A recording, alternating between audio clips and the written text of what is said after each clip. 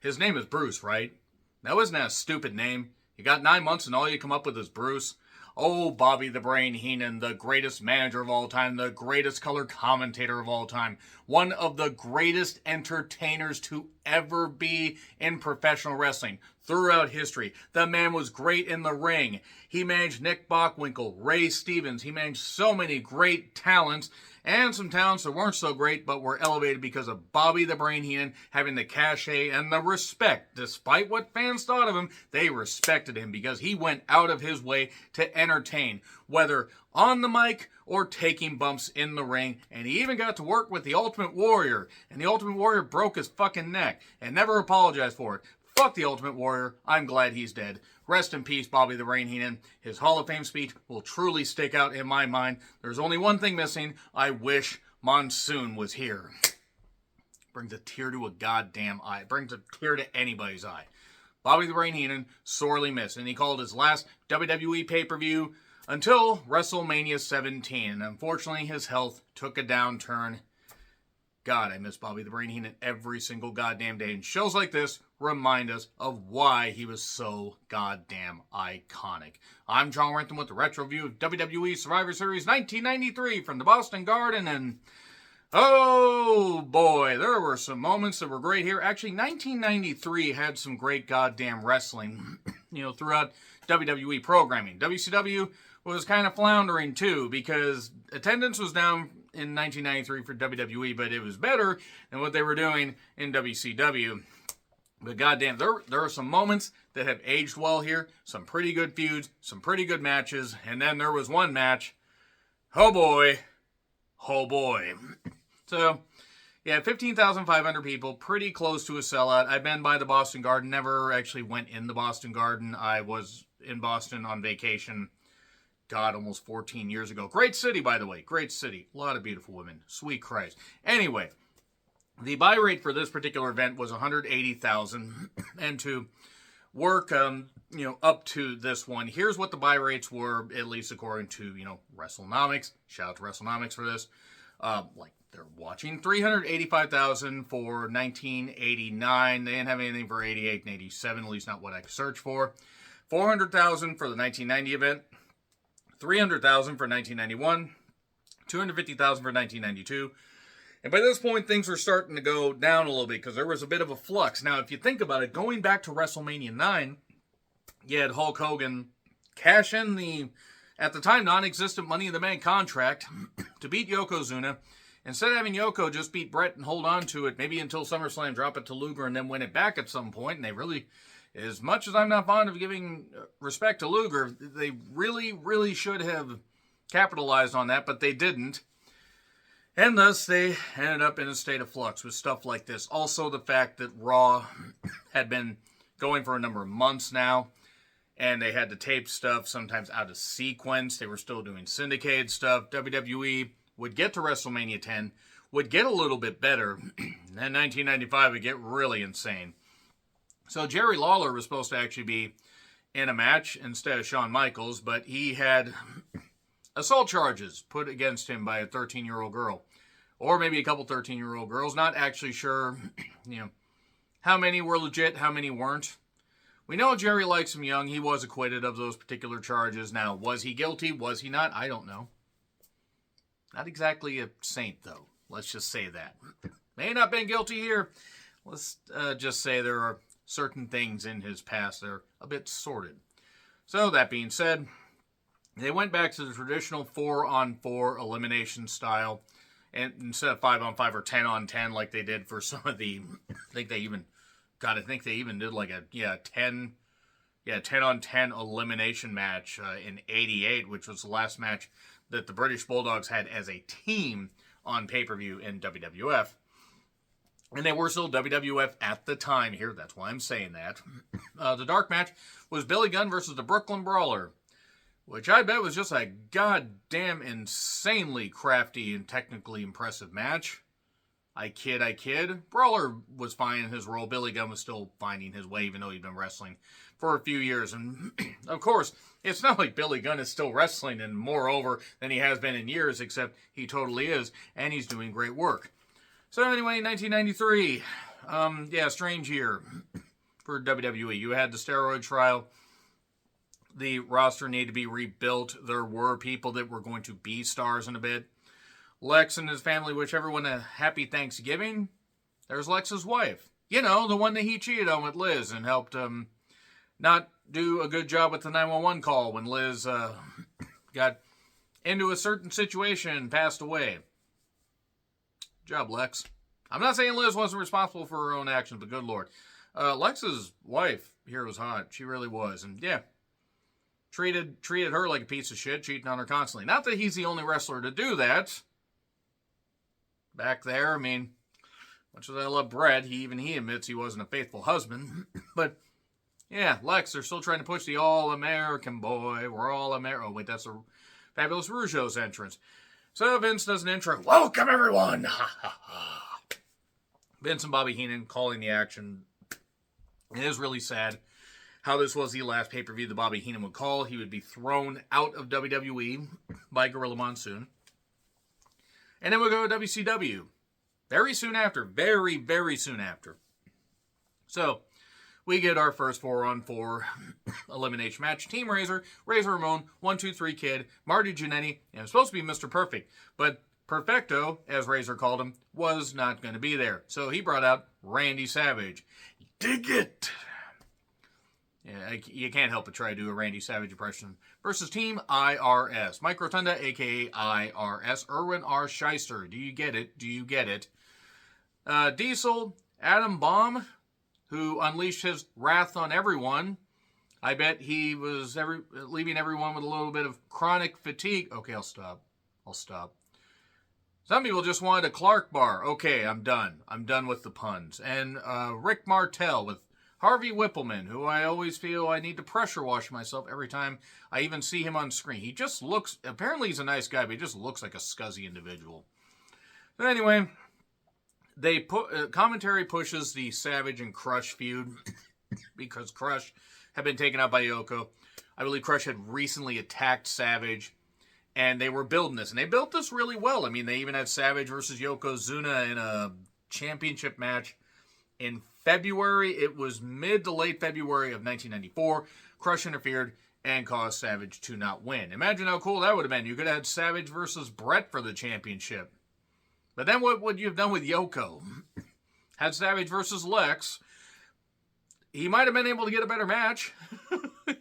Just Lex and Yoko. No.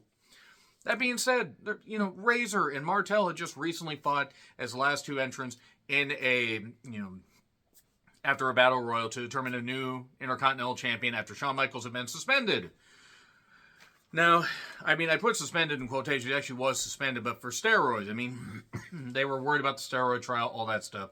That was coming up in a bit. And one of the few good things that Ultimate Warrior ever did in his miserable fucking life was, no, Vince never gave anybody steroids or never did this. I mean, would Vince McMahon have been the only promoter to encourage people to take steroids? If he did, no. So, everybody worked well here to an extent, even Jannetty, because Jannetty at this point actually had his head on straight and his ankle on straight. Shrieking Kerry Von Erich. No, that was earlier in 93. Let's move on from that. Martel got pissed after a miscommunication and shoved Harvey Whippleman, and the ring mat had to be pressure. I will stop picking on Harvey Whippleman. Savage ends up pinning Diesel after a miscue when Adam Bomb crashed into Big Daddy Cool. It was about 10 minutes in. I'm not going to go through every single elimination in all these matches, like in great detail at least. But what a confusing match this has been. Yeah, Vince McMahon was the one that booked this, by the way. And I can't remember if Heenan said that or Vince said that. Crush ends up distracting Savage, and Savage ends up getting pinned via roll-up. The most devastating maneuver in all professional wrestling, even back in 1993. Razor then gets counted out after he had gotten a pin, and IRS knocked him out with his briefcase. I mean, he pinned IRS. IRS knocked him out with the briefcase, and that was it right there. And the sole survivors were Kid and Marty Jannetty after eliminating Martel and Adam Bomb with sunset flips. So, now, that was about 36 minutes in, by the way. Shawn Michaels with Todd Pettengill. Man, Todd Pettengill. Todd was a great guy. Let's still look. Go to Sean Mooney. Who? I don't know why that makes me laugh. Anyway, Sean says that he's still the IC champ because he never lost it, so they went to the unification match. Big build, big fight feel at WrestleMania 10. And then Ray Combs, the host of Family Feud for a few years, he was with all the Harts. Well, the Harts that were going to be in the match, Bret, Owen, Bruce, Keith, and Stu. Stu had no idea where he was. Stu, granted, was about 2 million years old at this point, so about a third of a Zoe Stark. Yes, one last Zoe Stark age joke in this review. But Ray Combs does this whole thing, Family Feud stuff, and then he comes out and does a lengthy, and I mean lengthy, introduction with the Family Feud stuff and getting his jokes off and stuff like that. And all the Hart members were around ringside, including Diana, and as Bobby Heenan said, a really ugly kid. I don't actually know who the kid was. I really don't know. That could have actually been Davey Boy Smith Jr. No, wouldn't have been Davey Boy Smith Jr. He wouldn't have been an infant. I don't know what kid that was. This went from about the start of Shawn Michaels' interview and the Ray Combs stuff and all that till the start of this match was almost 15 minutes. Now, yeah, Jerry Lawler was supposed to be in this. We had some nights and everything, and it was Shawn Michaels and his nights instead of Jerry Lawler and his nights, the King and his nights. So Jeff Gaylord, stop laughing at the name. We run a mature show here. By we, I mean me, and by me, I mean I don't. He was the Black Knight. Barry Horowitz was the Red Knight, and Greg Valentine was the Blue Knight. And against Bret, Owen, Bruce, and Keith. And Bret actually was supposed to, or Bret had different tights on to show solidarity with his brothers. And Bruce, I believe, was a teacher, and no, Keith was a teacher, Bruce was a fireman, or maybe it's the other way around. I actually really don't care because neither of those brothers really matters. It's all about building the tension between Bret and Owen. Terry Funk was supposed to be one of the knights.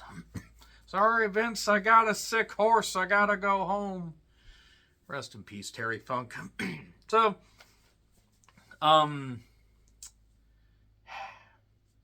basically all this was it was a lengthy match. I don't really think it needed to be that long. I think this could have been half the time that it was. But it was building up the fact that Owen was doing a lot of the work. Owen eventually, after the Knights got eliminated, it was 4-on-1. Owen accidentally bumped Bret, not meaning to. He was checking on Bret. Oh, what are you doing? Get up, you're selfish. Then he gets rolled up, so Owen's the only one eliminated. And then Shawn Michaels gets himself counted out. And then we go to the tension with Owen celebrating and everything, all this. And they would build, they would nurse this along and have it where the guys would get reunited. The brothers would get reunited, and this would lead to Owen kicking Bret's leg out of his leg. I will never forget that at all. I can never forget that. It's so great, such a great quote. Ray Combs joined commentary for this, and read up about Ray Combs, because you might have not realized that motherfucker died when he was about age 40, because he was born in 56 and he died in 96. If you remember him from Family Feud and always wonder what happened, you can check out websites, you can check out Wiki, you can check out other stuff, but let's just say I don't know if he was necessarily the best guy in the world, but the last 2 years of his life are not what I would call a picture of stability and health. Back surgery, failed comedy clubs that led to money losses, foreclosure on his house. Him and his wife separated. They had 6 kids. They tried to reconcile. Separation happened. He spent time in the hospital because of psych evaluation and other stuff because his life had fallen apart. He tried to get a talk show going in this time. And unfortunately, it ended up taking his own life at age 40. But read up about it. It's freaking insane just how quickly it spiraled out of control. Now, whether stuff happened because of his own doing or it was just an unfortunate series of circus pants, I think that's how that goes. Yeah, pretty steep decline. Pretty goddamn steep decline. I think he would appear on one more WWE event after this, if I remember right. And it was mid or later 94 that he suffered that, spinal injury of some variety. And even though for especially celebrities, modern medicine would be more apparent, like he just a series of dominoes kept falling. But yeah, Owen yelling at Brett and getting upset, but then reconciling everything was building the tension and building the eventual split. Owen and Brett having the feud in 1994 in the WWF. And then they had JR and Gorilla Monsoon calling the action, I believe, for WWF Radio, if I recall correctly.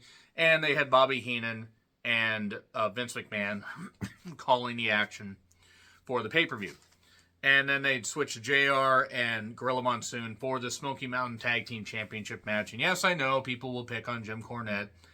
And I like Jim Cornette's podcast. I'm just going to say that right here. I'm not saying I agree with every single thing that he says, but I find him entertaining. I definitely agree with his politics. And he has good takes on wrestling. Are there takes I don't agree with? Absolutely. But he was out here for the Smoky Mountain Tag Team Championship match. But first, we got a Mania 10 plug. After some tension with Heenan and Monsoon, because Monsoon, I believe, was the president at this time, or I think he was president, or was President Jack Tunney, or Monsoon had the authority to throw people out. And I do want to say I apologize, by the way, if there's any lighting issues, but because of where I shoot, sometimes natural lighting will get in the way. So if it looks like the sun burned out or we're in the middle of an eclipse, don't worry. What do you want from me? I don't have a budget for this show. I just do it for fun. So the Mania 10 plug, and then recaps of all the Luger, Undertaker, Foreign Fanatic stuff. Tatanka losing his streak to Ludwig Borga, of all people. Don't worry, I'll get to Ludwig Borga soon. Anyway, so Crush has joined the heel side after Pierre of the Quebecers got taken out. I actually forgot which one.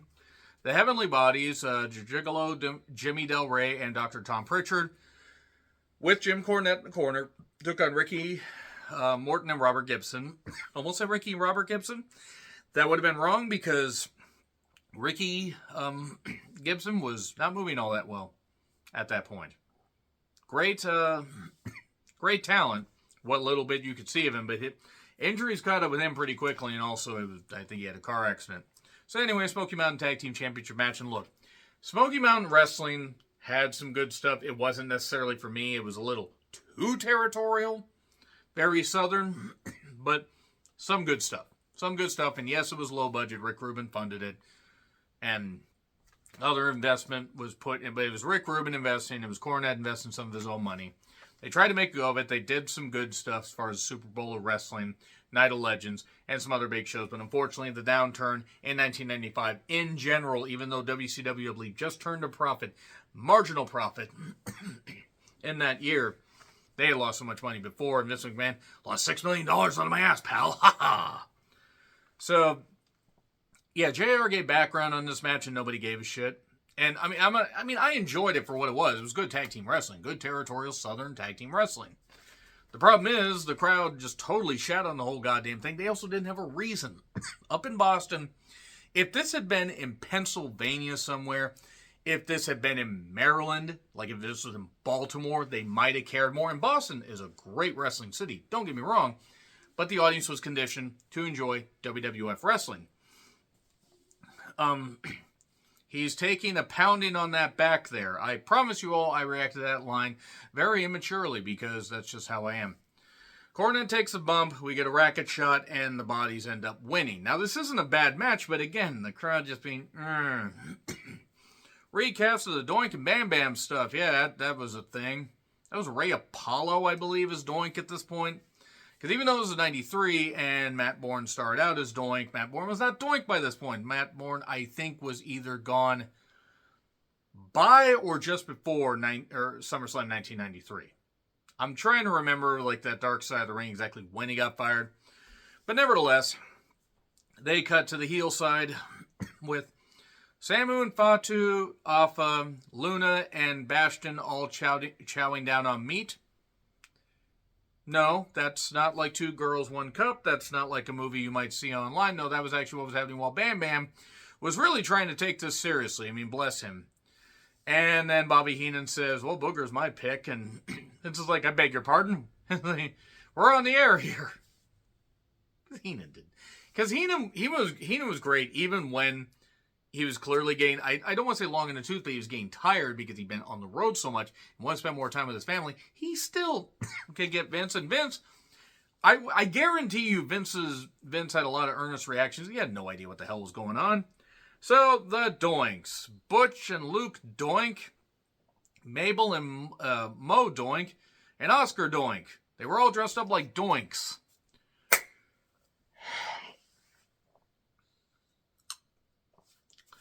Okay, let's talk about their opponents. Bam Bam Bigelow, Mike Shaw, who is Bastion Booger, Fatu and Samu. Even at 12 years old, I hated this. Like, I was getting tired of the Doink stuff because I was starting to get a little more into the heel aspect and the heel Doink and all that. And it was great and everything. And then they did shit like this. Cartoonish shit like this.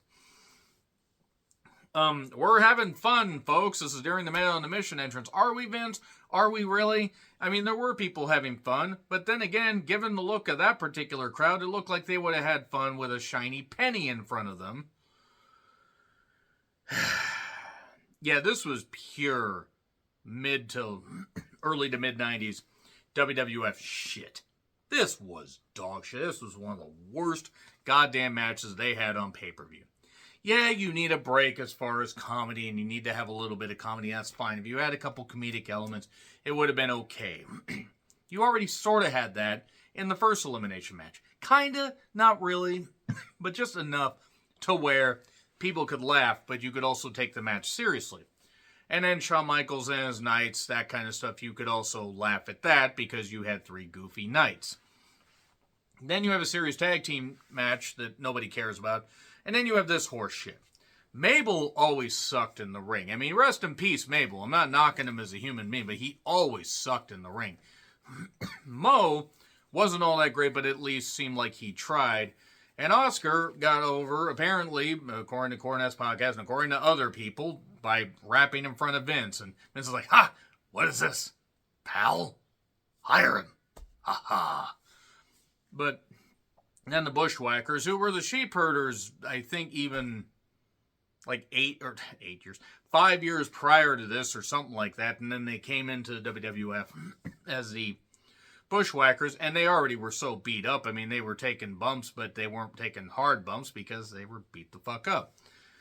But God, this was shit. God, this was atrocious, is what I underlined a few times on my notes.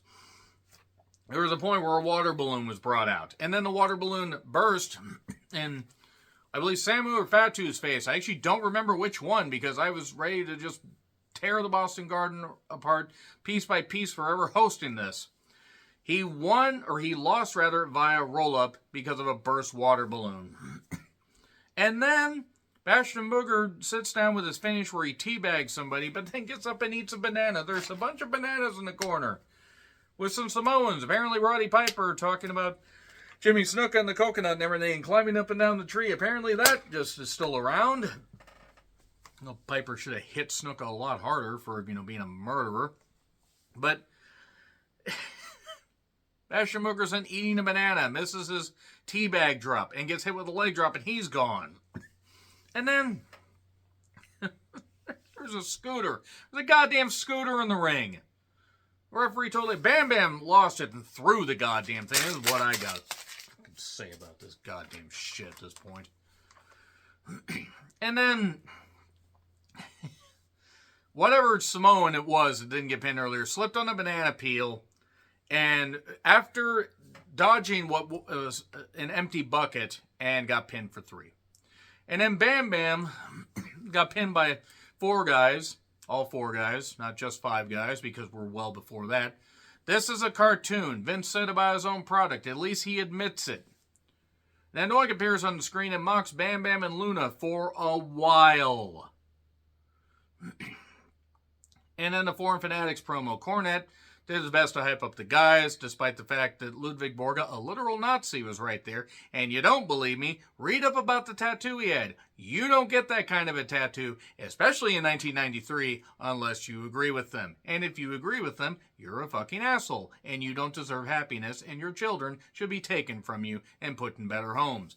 So anyway, Ludwig Borga, which I'm glad that guy died horribly, because he deserved to die horribly for being a miserable piece of shit. And oh, he might have done some good stuff for kids. Like, you read up on biographies and stuff like that and watch some stuff.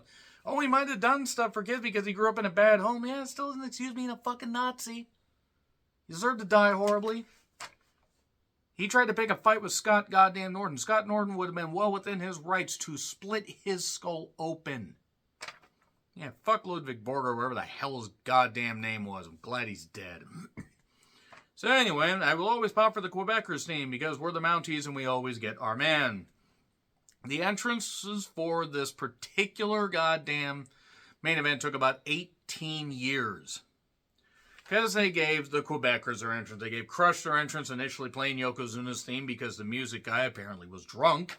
Or getting blown under the table, I don't know. Yokozuna makes his appearance and his entrance. And then the Steiners come out in all-American gear. Then the Undertaker had come out just before that. I did like on one episode where he opened his jacket and he had the American flag on there. Probably wanted the 13-star flag given Taker's views. And Luger comes out to Yanka Doodle Dundee. Do do do do do do do do do do. Okay, so it's Luger, the Steiners, and Taker against Foreign Fanatics, Yokozuna, Jacques, Crush, and Ludwig the Nazi Borga. The crowd was into this, and all I'm going to say about this match is it shows how Vince sometimes really does, wants to nurse things along when he shouldn't. He should have gone with the hot hand. One, he shouldn't have had Hogan beat Yoko. He should have had Yoko beat Brett and go on a tear. Maybe beating Hogan the King of the Ring, and that could have been it. And Hogan could have left. And then he could have lost it to Luger. Maybe you do something where you have a title change on Raw right after this, and you surprise people, and then Yokozuna drops it to Brett at WrestleMania. Luger gets a run, and maybe Ludwig Borga interferes, and you did not see that coming. I'll stop one of these days. But, yeah, they tried with Ludwig Borga against Luger. And when Luger in 1993 was the better of the two workers, you were fucked. So, Ludwig tried to catch Rick in a power slam and basically jammed Rick's head and his knee, especially his knee, because Rick was funny. He's like, "Pin me!" You could literally tell that he was saying that. He got pinned, taken out. And Rick was probably like, we're kind of done working with idiots. We'll go work with idiots elsewhere. And then Randy Savage shows up to distract Crush, so Crush gets counted out. Billy and Bart were part of the crew trying to break all that. Break all that up. Pat Patterson was there. No Terry Garvin. One of them was just as guilty as the other. The Ring Boy scandal. Just saying. But anyway, Luger eliminates Jacques after, hitting Brett's or in a double axe handle variation off the second rope. And then a big old superplex by Scott Steiner to a huge pop. But then Yoko, who I don't believe is a legal guy, got a leg drop 1, 2, 3. So we're down to 2-on-2. Yoko and Taker tangle. A bonsai drop gets hit. A second one, Taker sits up.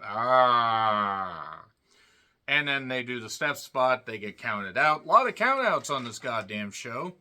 Second countout of the match, by the way.